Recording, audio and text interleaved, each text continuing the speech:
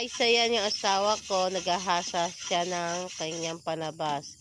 Kasi maglilinis siya ng mga saging. Ayan yung nililinis niya mga saging. Oh. Ayan, malinis na.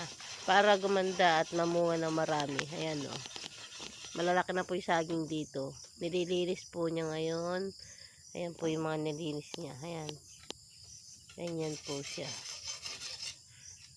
Ayan po siya o. Oh. Naghahasa. Hoy! Hi! Say hi! Hi mga ka-vlog.